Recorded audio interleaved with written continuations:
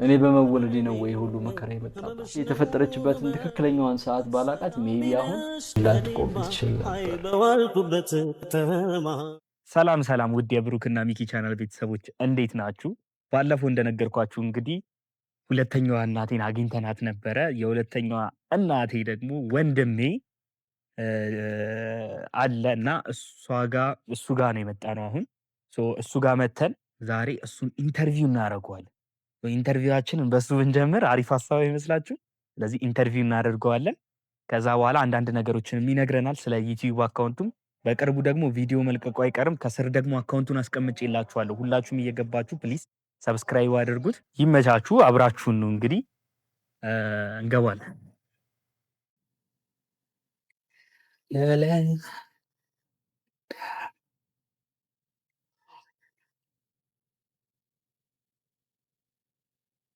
ቤቶች ነው ሰላም ነው። እንዴት ነሽ? ማይክ ላድርግልህ። እንዴት ናችሁ ቤተሰብ? ሰላም ነው።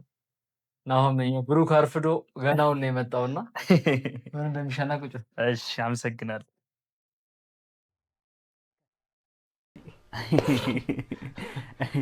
እሺ ተመልካቾቻችን እንግዲህ አሁን ከናሆም ጋር ተገናኝተናል። ናሆም እንዴት ነህ? አለው እንዴት ነው? አለን። ቤታችሁ ያምራል። ባይዜ በጣም ማለት የምፈልገው ነገር ቤታችሁ ያምራል። እሺ አሁን እንግዲህ ከዚህ በኋላ ናሆም ሳይሆን ዩቲዩበር ናሆም ነው ከዚህ በኋላ የምንልና ዩቲዩብ እንዴት እያደረገ ነው? ማለት ምን ለመስራት ነው ያሰብከው? እስኪ ከሱን ጀምር። አሪፍ ነው እግዚአብሔር ይመስገን። አሁን እንዳልኩ ራይል ያለችበትን ሁኔታ በደንብ መስራት ፈልጋለሁ። ለምን እንደዚህም ሆኖ ስራም እየሰራች ስትሮኩ ግልጽ በሆነ ሁኔታ ያድርግ።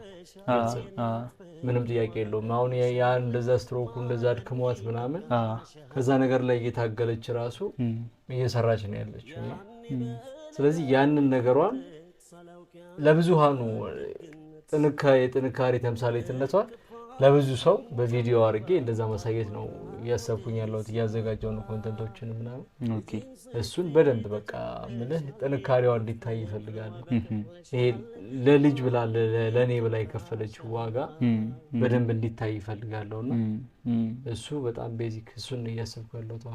ዋው ደስ ይላል። ስለዚህ ከዚህ በኋላ በደንብ እነዚህ ነገሮች እንደምታሳየን አልጠራጠርም። በደንብ እስኪ ግን አሁን በደንብ እናውራባቸውና ምክንያቱም ያው የኔ ኦዲየንሶችም ያውቀዋል በደንብ ፕሮሞት አድርገነዋል እና እስኪ ከመጀመሪያው ጀምሮ እናውራበትና ስትሮኩ በምን ሁኔታ ነው የተፈጠረው? ከዛ በኋላስ እሷ ከዛ በፊትስ ምን አይነት ሁኔታ ላይ ነበረች? እስኪ ለአንተስ ያደረገቻቸው ነገሮች ምን አይነት ነገሮች ነበሩ? እነዚህም 3 ጥያቄዎች ያው አሪፍ አድርገህ ንገረን እስኪ።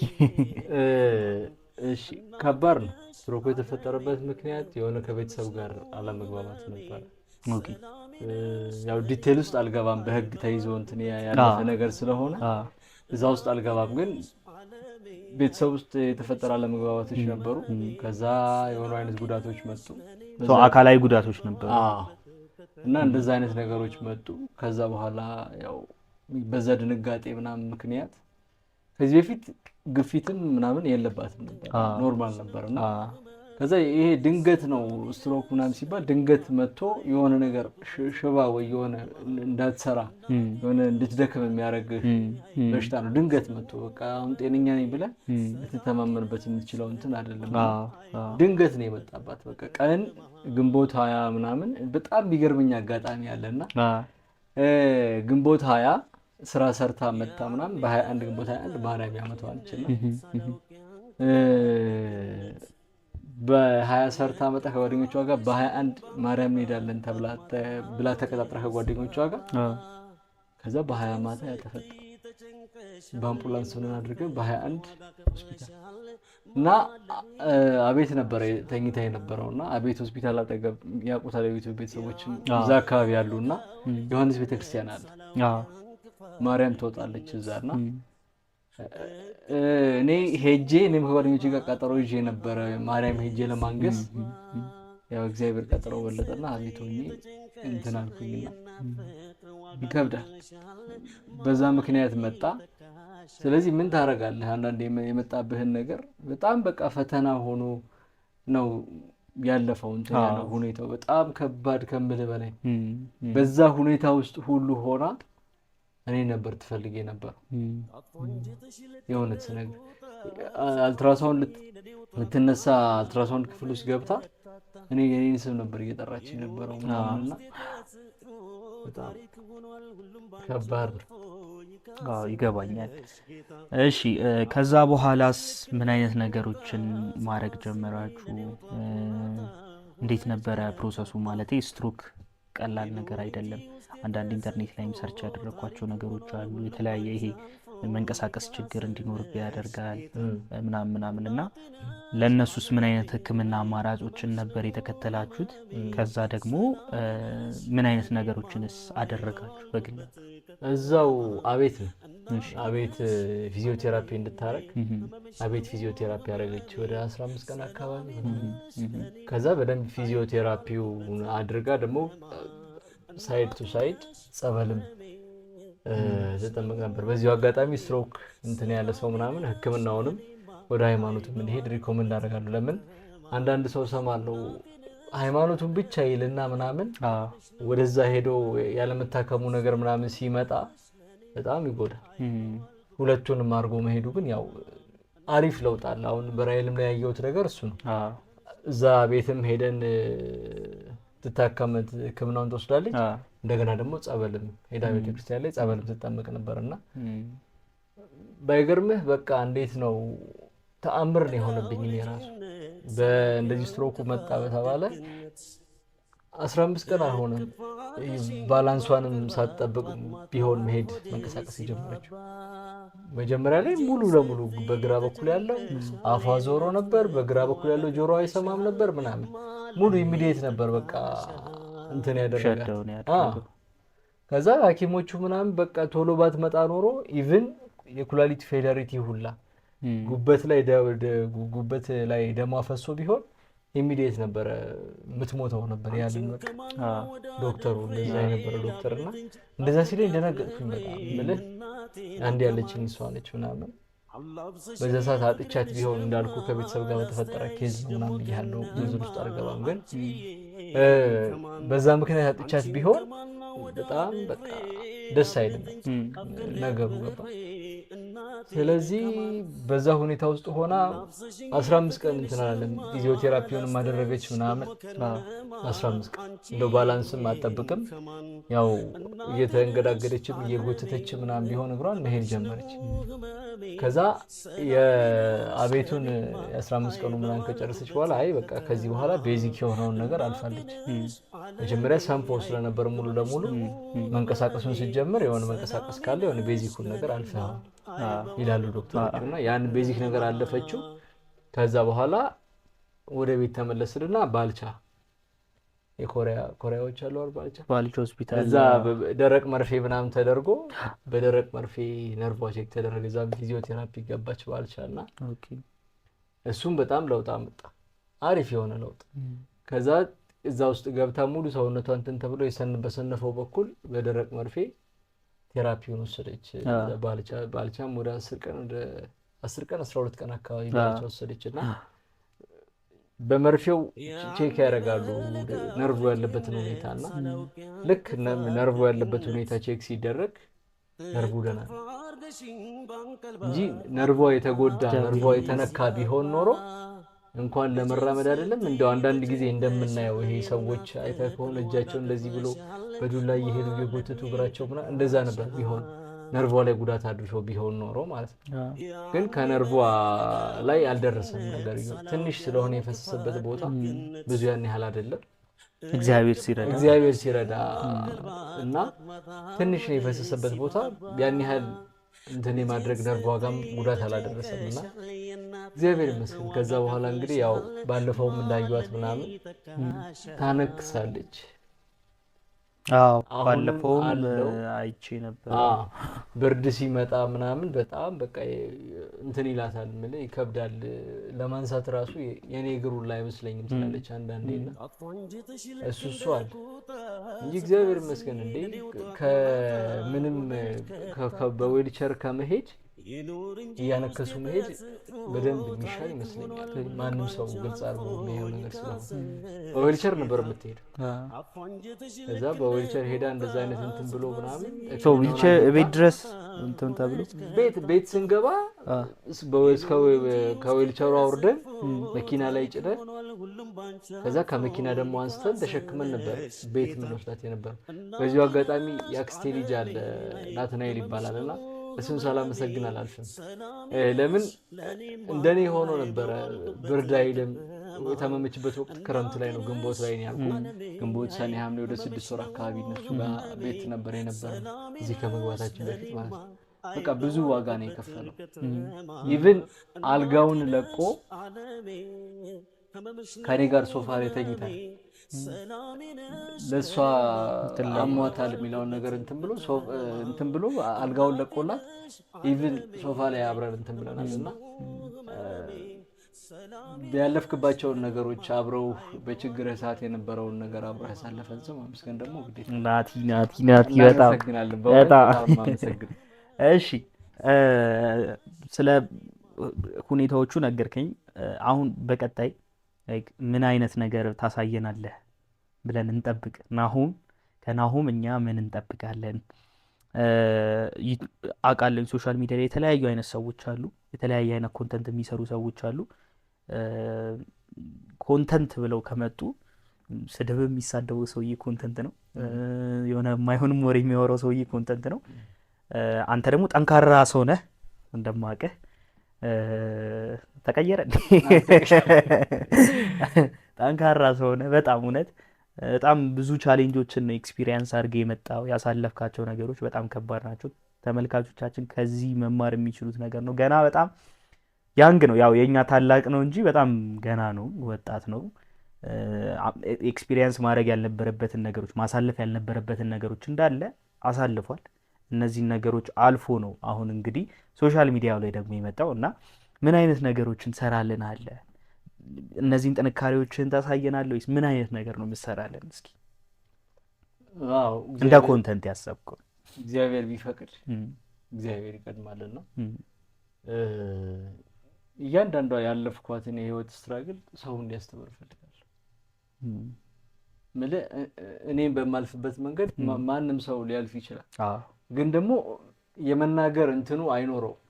አሁን እኔ ትንሽ ስክሪፕት ብሞክራለሁ ምናምንና በዛ አይነት ሁኔታ አድርጌ ኮንተንት ሆኖ ካራክተር ሰጥቶ ያንን ነገር ወደ መስራቱ ላይ እና ትሩ ስቶሪ ቴሊንግ አሁን እውነተኛ የህይወት ያጋጠመን ነገር ስቶሪ ቴል በማድረግ ያሉትን ነገሮች ኮሚኒኬት ከማድረግ አሁን ገራይን ያለፈች የምትሄድበትን የስራዋን ጠንካራ ነች ባይዘው ያኔ ስራዋን ጠንካራነቷን ምናምን ላሉ ሰዎች ምናምን ሼር ባደርግ ምልህ ስትሮክ እንደዚህ ሰው ታሞ መስራት ይችላል ወይ የሚለውን ሐሳብ ምልህ ብዙ ቤተሰቡ በስትሮክ የተያዘበት ሰው ሊኖር ይችላል። የታመመበት ሰው ምን እንደሚያረግ ግራ የገባው ወይ ደግሞ እንዴት እንትን እንደሚደረግ የማያውቅ ሰው ሊኖር ይችላልና እሱን መዳን ይችላል። ግን ቶሎ ከተደረሰበት ተገቢው ምንድነው የህክምና ክትትል በወቅቱ ከተደረገ የሆነ ጊዜ አለችው አይ ቲንክ 6 ወር ወይ ምናምን ሰዓት ራሱ አለ ሆስፒታል ደርሰህ በሽታው ያለበትን ደረጃ ለማቆም ሰዓቱ ላልውና የዛኔ ወደ ሆስፒታል ይዘናት ስንሄድ ያ ነገር የተፈጠረው ስንት ሰዓት ነው ብሎ በጣም ነበር እየደጋገሙ እየጠየቁኝ ነበር። ያቺ የተፈጠረችበትን ትክክለኛዋን ሰዓት ባላቃት ሜቢ አሁን ራይላ ትቆም ትችል ነበር። እና እሱን አሁን ያለፍንባቸውን እያንዳንዷን የህይወት ስትራግል እሷ ከዛ ከአርከበ ሱቅ እዛ 14 ድንጋይ አለ ከዛ ጊዜ ጀምሮ ያለውን የወጣችበትን የወረደችበትን እኔን እንትን ለማለት ስትል የወጣችው የወረደችበትን እያንዳንዱን ነገር በደንብ ነው ማሳየት የምፈልገው። ምልህ እናትም አባትም ነች የምታውቀው ነው አውቀዋል። ስለዚህ እንደዛ ሆና ያሳደገችን እናት ምናምን ውለታውን አለመክፈል አይቻልም። ይሄ ያደረገችውን ነገር በሙሉ እከፍለዋለሁ አደርገዋለሁ ብለህ እኮ አይደለም፣ ግን ደግሞ ያስገድድሃል። በቃ የልጅነት እንትኑ ግዴታ ያስገድድሃል። ያን ነገር አለማድረግ አትችልም ሲጀምር ራሱ ጭራሽ። ለምን ብዙ ዋጋ ከፍላለች፣ ብዙ ነገር ሆናለች፣ ሁለት አይነት መልክ አውጥታለች። ገባ ፕላስ ደግሞ አሁን ለኔ ስትል ነው እንደው አንዳንዴ የእውነቴን ነው ነገር እኔ በመወለዴ ነው ወይ ሁሉ መከራ የመጣባት እላለሁ ሁሉ ጊዜና ወይ ባልወለድ ይሻል ነበር። ለምን ከሷ አንዳንዴ መወለድህ ምናምን በብዙ አሁን እንደዚህ እዚህ ጋር መግለጽ በማልችለው ሁኔታ ሁሉ ተፈትናለች ስለምታውቀው ማለት ነው። አንተ ስለምታውቀው ግን በቃ አንዳንዴ ቤተሰብ እንትን ብለህ አትወለድም መርጠህ ምናምን ግን የደረሰባትን መከራ የሆነችውን ነገር ምናምን ሁላ ሳይ እንዴ እኔ ባልወለድ ይደርስባት ነበር እንዴ ይሄ መከራ ወይ ከሷ ባልወለድ ይሻል ነበር። እንግዲህ ይሄን ለሷ ብያት አላውቅም እና በቃ ከባድ ነው ለኔ አሁን እንዴት ነው ይቅር ሰላሚነሽ ለኔማ አይበዋልኩበት ከተማ። የዚህ ቪዲዮ ዋነኛው ሀሳብ ምንድነው መሰላችሁ? ይህንን ቪዲዮ የተለያየ ሁኔታ ውስጥ ሆናችሁ ነው የምታዩት። የተለያየ አይነት ሁኔታ ውስጥ የምታዩ ሴቶች አላችሁ፣ እናቶች አላችሁ። የተለያየ ሁኔታ ውስጥ ሆናችሁ የምታዩትም ልጆች ትኖራላችሁና እንደ ናሆም ያሉ ጠንካራ የሆኑ ሰዎችን ማበረታታት፣ ሰፖርት ማድረግ፣ ኮሜንት ማድረግ ራሱ እንደ ሰፖርት ለኛና እሱም ደግሞ ተስፋ ይሰጣችኋል ብዬ አስባለሁ። በእነዚህ ቪዲዮዎች ምን ያህል ሰው የፈለገ ፈተና ቢበዛበት ጠንካራ ሆኖ እንዴት መቆየት እንደሚችል ያሳያችኋል። በዛ ሁላ ውስጥ ደግሞ ያሉትን ነገሮች ያሳያችኋል። እኔ እያየው ያደግኩትን ነገር እሱ ደግሞ ለእናንተ ለሁሉም ሰው ደግሞ ይሄንን ነገር ማድረስ አለብን ከሚለው ሀሳብ ተነስቼ ነው ይህን ቪዲዮ እየሰራሁኝ ያለሁት። አሁንም በድጋሜ የናሆም አካውንት ከስር አስቀምጬላችኋለሁ፣ ዲስክሪፕሽን ላይም ኮመንት ላይም አስቀምጬላችኋለሁ። ሰው እየገባችሁ ሰብስክራይብ አድርጉት። ይህንን ጠንካራ የሆነ ወጣት እናበረታታው። ወንድሜን ብራዘር። እሺ በመጨረሻ ማለት የምትፈልገው ነገር ካለ፣ ማመስገን የምትፈልጋቸው ሰዎች ካሉ ወይም ማለት ኤኒቲንግ ማለት የምትፈልገው ለኔም ተመልካቾች ሊሆን ይችላል ማለት የምትፈልጋቸው ነገሮች ካሉ ሪታም ይህን ቪዲዮ ገና አላየችውም ማለት እሷም ስራ ቦታ ነች። በዚህ ዝናብ በዚህ ስትራግል ውስጥ እየሰራች ነው አስበው። እና ይህን ጥንካሬ ነው ሼር ማድረግ የምንፈልገው እኛም ቢሆን እና እስኪ ማለት የምትፈልገውን ነገር በዛው እናቶችም ብዙ ሰዎችም እያዩት ስለሆነ ይህንን ቻናል እያያቸው እስኪ ነገራቸው ለነሱ። እሺ ያው አሁን ብሩክ እንዳለው ነውና መጀመሪያ እግዚአብሔር ይመስገን፣ ከምንም በፊት እግዚአብሔር ነው ይሄንን ነገር ያደረገውና እሷ ቆማ ለመሄዷ በህይወት ለመኖሯ የመጀመሪያውን እንትን የሚወስደው እግዚአብሔር ነው። እግዚአብሔር ይመስገን በመጀመሪያ ደረጃና ከዛ ሲቀጥል አክስቶቼን እህቶቿን በጣም ማመስገን እፈልጋለሁ። ውጪም ያሉ አሉ እዚህም ያሉ አሉና የነሱንም ልጆች ማመስገን እፈልጋለሁ። በጣም በሐሳብም በምንም ቢሆን ይደግፋሉ እንትን ይላሉ ምናምንና እናንተንም በጣም አመሰግናለሁ። ቤዛ፣ ኩኪ፣ ገንዬ በጣም አመሰግናለሁ ሁሉንም እና ቢታንያ፣ ናቲ በጣም በእውነት ምንም ቃል የለኝም። ለምንድነው እንደዛ ምለው? በወደቅበት ሰዓት አሁን በዚህ ሰዓት የወደቀ ዛፍ ይባላል አይደል? ሁሉም ነገር በቃ ወድቀ ስትገኝ ረጋግጦ ለማለፍ ነው እንጂ እጁን ሰጥቶ ሊያነሳ የሚፈልግ የለም አብዛኛው። እሱ አልጋውን ለቆ ኢቭን ግዴታ የለበትም አይደል? በቃ ታማ መታለች ምናምን ቤት እንትን ስላለ ምናምን ከዛ ስለወጣን ከነበርንበት ምናምን ያንን ነው ሊያመቻች የሚችል አልጋን የሚያህል ነገር ለቆ እንግዲህ ወርዶ ሶፋ ላይ እስከ በተኛት ድረስ ገባ። በዛ ላይ በጣም በቃ እንትን ብሎ እያመመውም ወቅቱ ከክረምት ነበር ምናምን በጣም እያመመውም ሁላ ነበረ። ጃኬት እየለበሰ እኔ ይዣት እሄዳለሁ ስል አይ ብቻህን አትሄድም ምናምን እያለ አብሮኝ ነበረ መሄድ የነበረው ምናምን እና በጣም ቴንኪዩ ማለት ፈልጋለሁ። እሱን ያው እናመሰግናለን። በጣም አሪፍ በሆኑ ስራዎች ከዚህ በኋላ ናሆምን ጠብቁት። አሪፍ ቭሎጎችን ይለቅላችኋል። ከዛ ውጭም ሌሎችም ሀሳቦች አሉት፣ የተለያዩ ስክሪፕቶችንም ይጽፋል። በዚህም መንገድ ደግሞ ማገዝ የምትፈልጉ ሰዎች ካላችሁ እዚች ጋር ስልክ ቁጥር አስቀምጥላችኋለሁ። እዛ ጋር እየደወላችሁ በምን አይነት መልኩ ልታግዙት እንደምትችሉ ጠቁም እያደረጋችሁ ትለፉ። እስካሁን ድረስ ለነበረን ቆይታ በጣም ከልብ ነው ማመሰግነው። ሰብስክራይብ ማድረግ እንዳይረሳ። ይመቻችሁ። ወዳችኋለሁ። ባይ